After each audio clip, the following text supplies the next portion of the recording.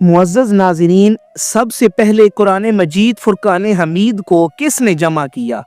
और फिर किसने इसी कुरान मजीद फुरकान हमीद को एक जिल्द के अंदर, एक मुसहफ़ के अंदर तहरीर फरमाया? इस हवाले से अगर हम तारीख़ और अहादीस का मुतालिया फरमाएं तो हमें ये मिलता है कि हुज़ूर नबी करीम सल्लल्लाहु अलैहि वसल्लम के ज़माने मुबारक में जब कुरान मजीद फुरकान हमीद की कोई आयत मुबारका नाजिल होती, कोई सूरत, कोई हिस्सा नाजिल होता, तो हुज़ूर सल्लल्लाहु अलैहि वसल्लम कातिबे वही को बुलाते और फरमाते कि ये जो आयत नाजिल हुई है इसे फ़लाँ सूरत के अंदर फ़लाँ आयत के बाद या फ़लाँ आयत से पहले लिख दिया जाए। चुनांचे कुरान मजीद फुरकान हमीद को पत्थर की सिल्लों पर, जानवरों की हड्डियों पर और चमड़े के पार्चों पर लिख लिया जाता। लेकिन हुजूर सल्लल्लाहु अलैहि वसल्लम के विसाल फरमा जाने के बाद जब सिद्दीक़ अकबर रदियल्लाहु ताला अन्हु का दौरे हुकूमत आया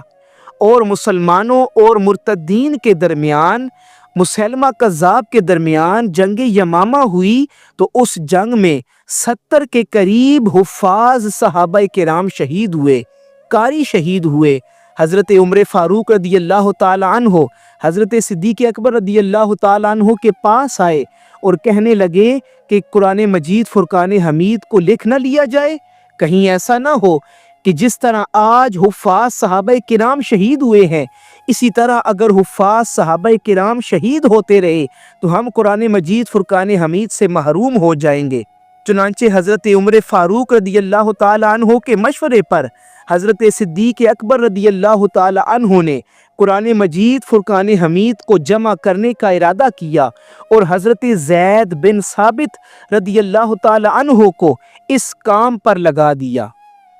हज़रत ज़ैद बिन साबित रदियल्लाहु ताला अन्हु कहते हैं कि अगर मुझे पहाड़ को एक जगह से दूसरी जगह मुंतकिल करने को कहा जाता तो वो मुझ पर इतना मुश्किल ना होता जितना ये काम मुझे मुश्किल लगा।